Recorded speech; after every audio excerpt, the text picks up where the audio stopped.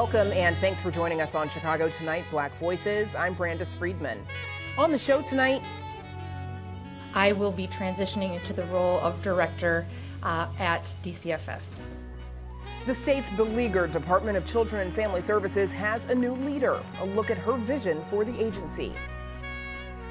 And their stories have largely gone untold until now. We meet the Swans of Harlem. And now to some of today's top stories. President Joe Biden is making a Midwest campaign swing, stopping in Racine, Wisconsin, to court black supporters and volunteers at a community center and take jabs at his opponent, former President Donald Trump. And he says he's going to get rid of all the stuff that we've done, which is making sure that people don't have to pay $400 a month for insulin if they have diabetes instead of $35 a month. Make sure, I just go down the whole list. Biden also touted a new $3 billion Microsoft data center in Sturtevant in Racine County. It's on the site of what Trump promised was to be a $10 billion facility for Taiwan-based electronics giant Foxconn when he was president, but it never materialized. This afternoon, Biden then landed in Chicago for a fundraiser. Meanwhile, Trump is back in Florida with a day off from his New York hush money trial. City attorneys are recommending $1.75 million for the family of a 33-year-old woman who died by suicide in a police holding cell. Irene Chavez was found in her cell at the Grand Crossing Police District in December 2021. The Civilian Office of Police Accountability says officers arrested her after she punched a security guard at a bar in South Shore.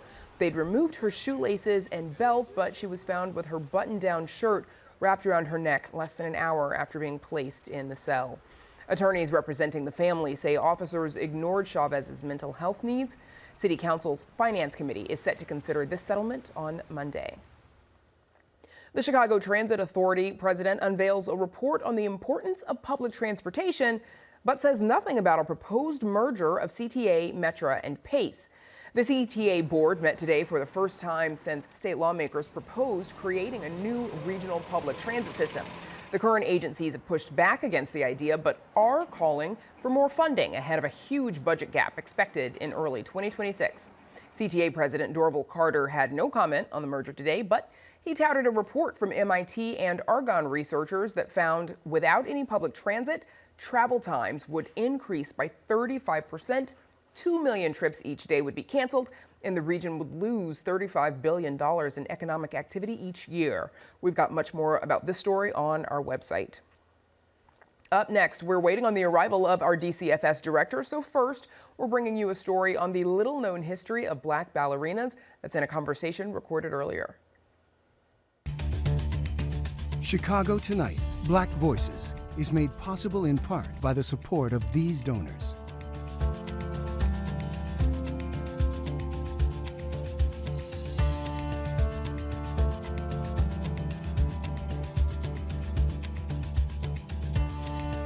It was the height of the civil rights movement when Arthur Mitchell, the first black principal dancer at the New York City Ballet, founded the Dance Theater of Harlem. The company would not only become an institution where black ballet dancers could perform, but also find support among each other while showing future dancers what could be achieved. But their success didn't come easily, and their stories have largely been untold. Until now.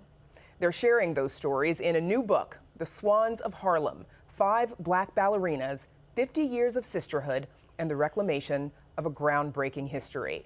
I am personally honored to have them with me now. Lydia Barca Mitchell, a founding member of the Dance Theater of Harlem and their first prima ballerina. She's also the vice chairperson of the 152nd Street Black Ballet Legacy, an organization that aims to preserve the history of black ballet.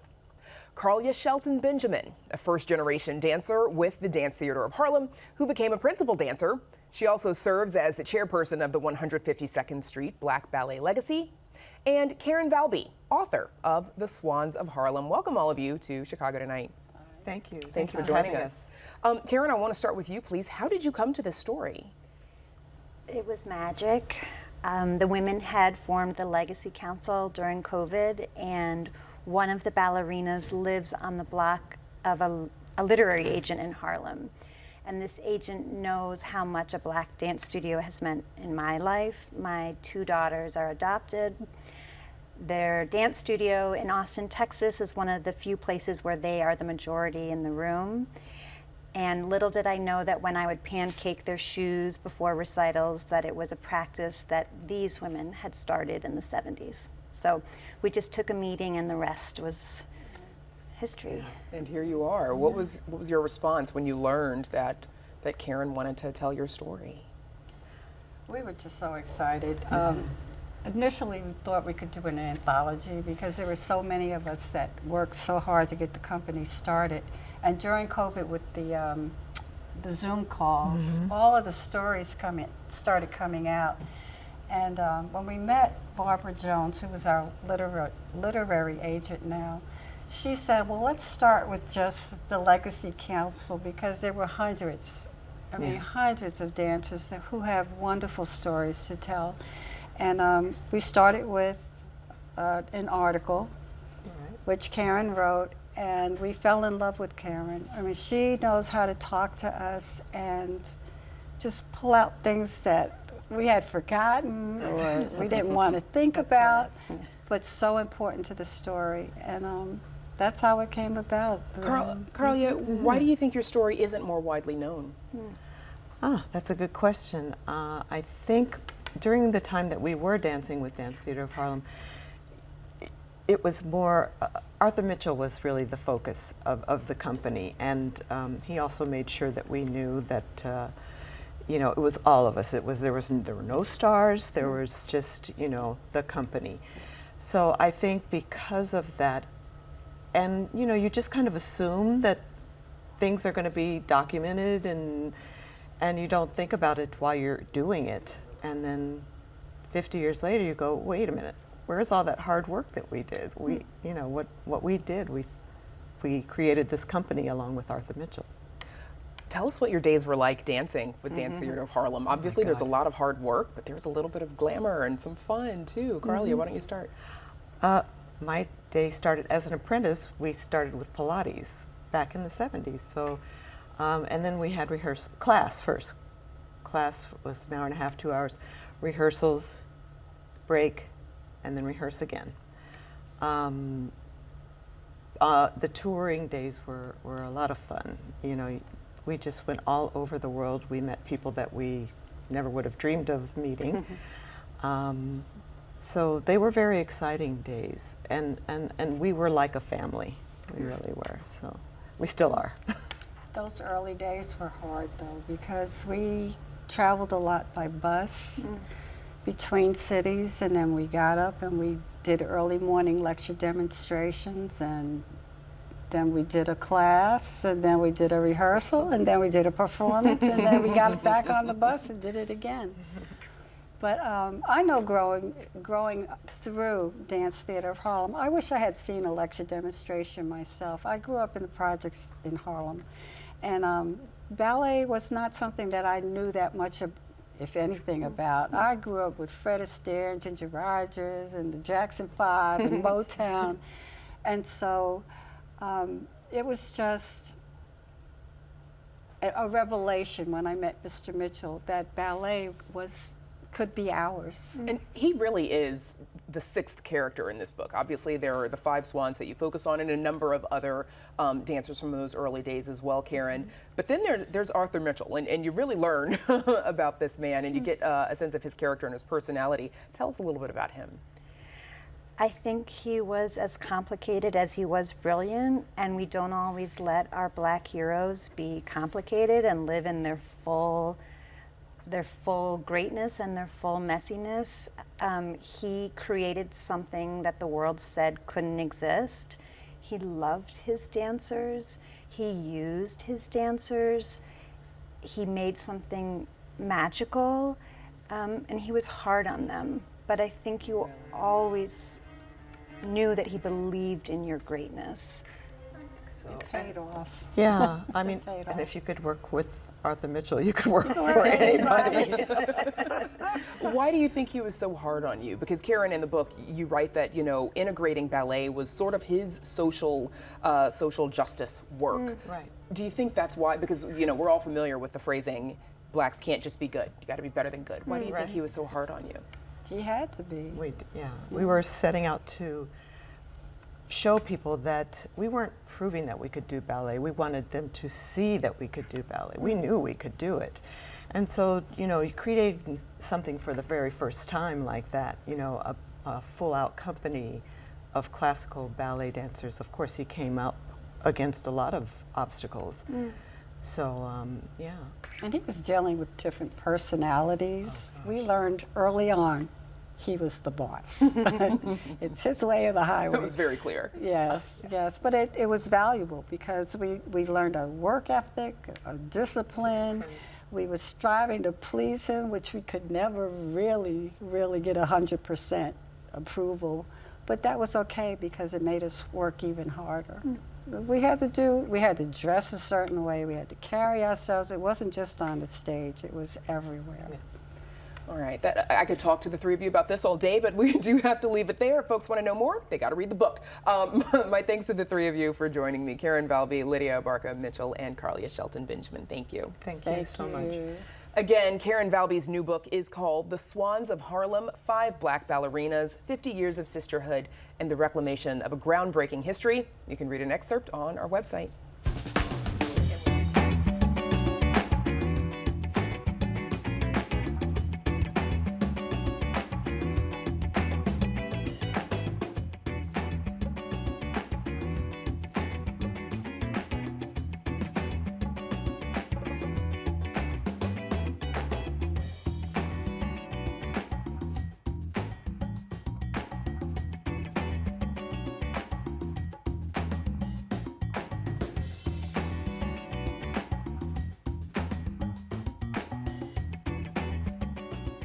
It's been a revolving door of leadership at the state's troubled Department of Children and Family Services.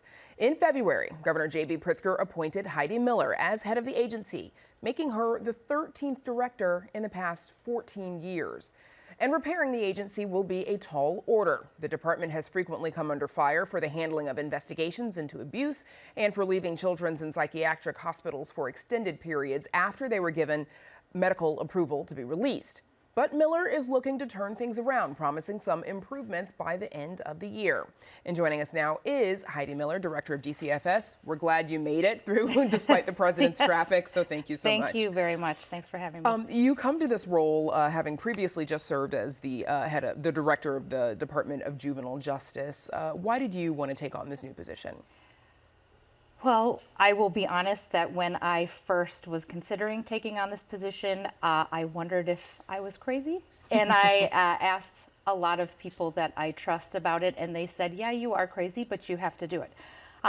Really, the reason I wanted to do this was because in my role as director of DJJ, I really got to know a lot of kids, and I got to know their stories, and I realized that almost every single one of them had touched the DCFS system before they ended up at DJJ. And I really was excited about the opportunity to move further upstream and figure out how to help kids and families get what they need before they end up in our carceral systems. And it seems like the two can certainly be linked or related Absolutely, in some instances. yeah. As we've mentioned, as we know, it is an agency that has been plagued by some controversy for years. Back in February, we had Cook County Public Guardian Charles Galbert here on the show, and he detailed some of his concerns about the worsening conditions of minors under the care of DCFS. Last year alone, there was more than 1,000 times where DCFS's kids were placed in offices, in emergency rooms, in locked psychiatric wards, in jails, because DCFS had no place for them. Children as young as 4 and as 5 years old. And we have stats going back several years, and it's getting worse and worse every year. More children involved, longer lengths of stay in these harmful placements, and the children keep getting younger and younger every year. What do you say to what you just heard from Charles Galbert?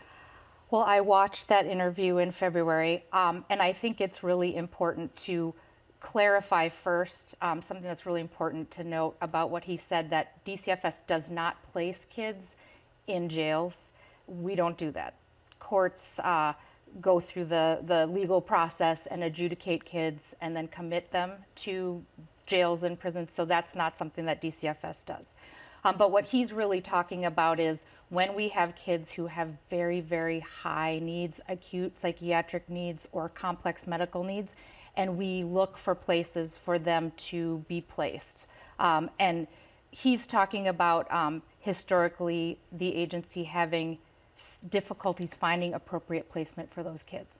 I think it's really important to kind of take a step back, and for me it's very important. One of my core goals is really being intentional about the way we talk about our kids in care. And so one thing I want to say is that there are 24,000 kids in care in DCFS, and of those kids, the vast majority live in homes. They live with their families. They live in our communities. They go to school with our kids. They play on the softball team with my daughter. And I really want to make sure that we don't portray our kids in care as a monolith, because they're not. Of those 24,000 kids, we have less than 5% who have really, really high acuity needs, psychiatric needs, mental health needs, behavioral health needs, complex medical needs. And of those kids even, the vast majority of them can be hospitalized and return home in a timely way. So the kids we're talking about, the kids Mr. Goldberg is talking about, is really less than 1% of the population that we serve. And they're kids who are our most vulnerable, our most high needs, our most complex. Right now, as of the end of April, statewide, there are 23 kids that fall into that category. So it's a really, really small number of kids, but those kids are very, very challenging for us to treat and to find appropriate places for them to live. But it is, you asked me why I came to DCFS, and one of the reasons I came, in addition to wanting to move further upstream, is to really be part of the solution for those kids, because every single one of our 24,000 kids deserves to be treated like we would want our own kids treated. How do you expect someone like Charles Goldberg or someone in his position, other public guardians, I think there are not that many across the state, but other stakeholders to engage with you and to engage with your office in developing potential solutions? Well, that's really my goal. One of the things that I did immediately upon taking this role was to start reaching out to our stakeholder partners, because we recognize that DCFS is not the child welfare system in and of itself. Our child welfare system is broad and complex, and it includes the public guardian, guardians ad litem, it includes the courts, it includes providers, the medical community, and the more than 280,000 mandated reporters we have throughout the state. So it's really a huge and complex network.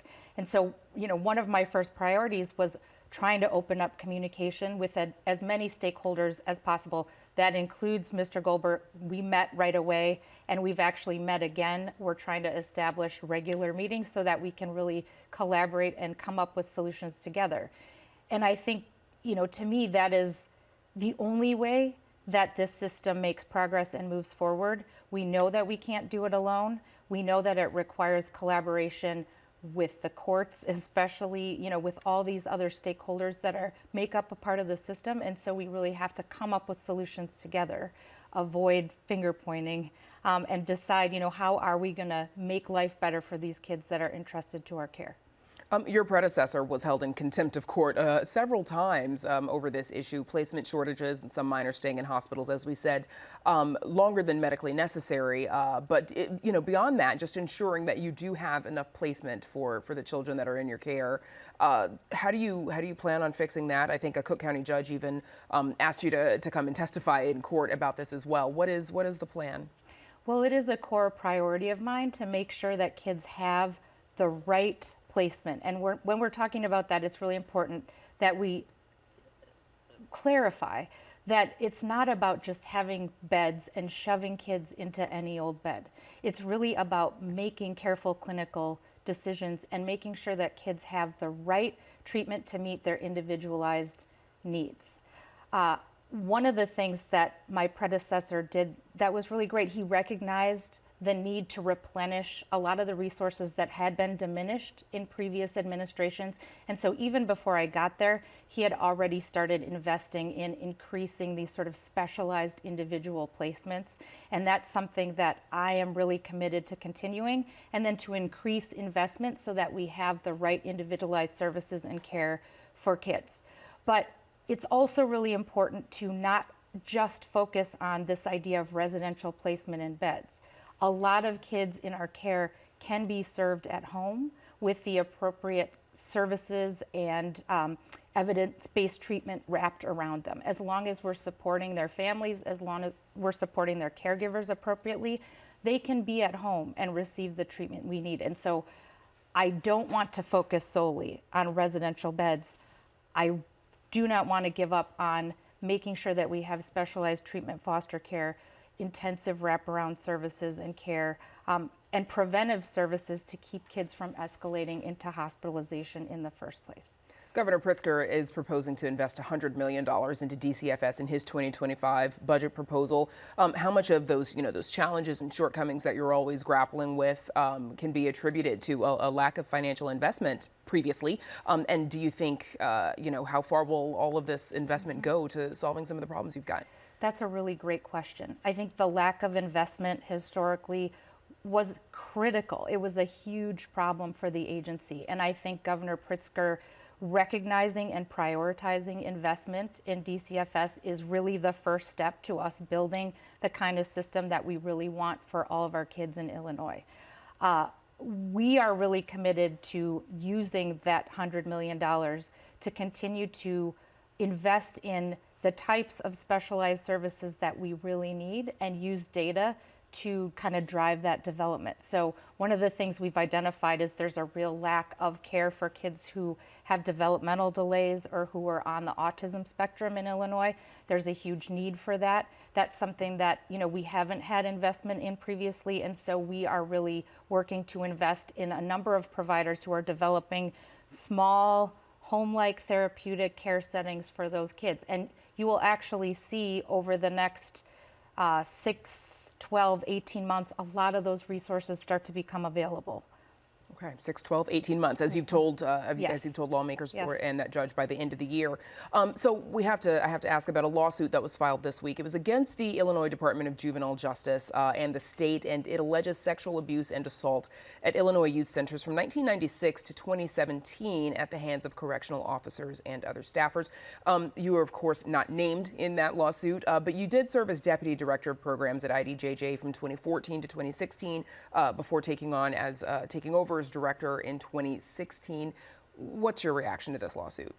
Well, there's not a lot that I can say. I am no longer director of DJJ, and so really you have to talk to the current director of DJJ for comment. I know that that team is taking this very seriously and making sure that they're doing everything they can to ensure nothing like that happens going forward.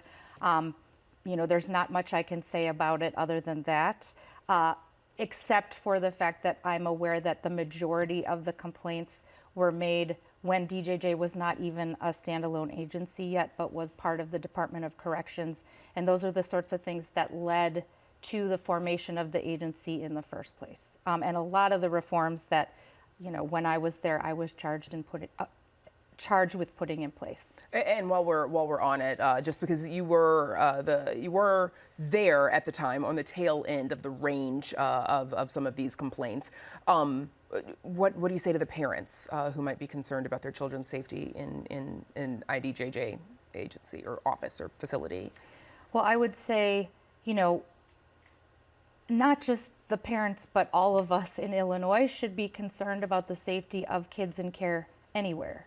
And that includes DJJ. And I think I am very confident that the team that's in place at IDJJ now is doing everything they possibly can to take good care of kids and make sure that the kids who are there are safe.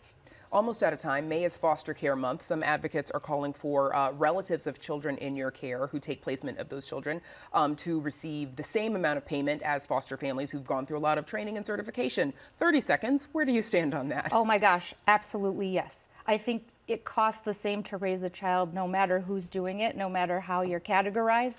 And one of the things that we have requested in our FY25 budget is the funds to be able to create equity in the payments for foster parents, whether they are traditional foster parents, whether they are guardians or kinship caregivers. So I think it's a really important thing, and it will ultimately lead to better outcomes for kids and letting kids stay in community, stay connected with the people who they love. All right, Heidi Miller, brand new director at DCFS, thank you so much for joining us. And that is our show tonight. Be sure to check out our website, WTTW.com/news, for the very latest from WTTW News. And join us tomorrow night at 5:30 and 10 for Chicago Tonight Latino Voices. An organization in North Chicago is building new homes and generational wealth. Plus, more Latinos are pursuing advanced degrees. We speak with a few who are about to graduate. Now, for all of us here at Chicago Tonight Black Voices, I'm Brandis Friedman. Stay healthy and safe, and have a good night.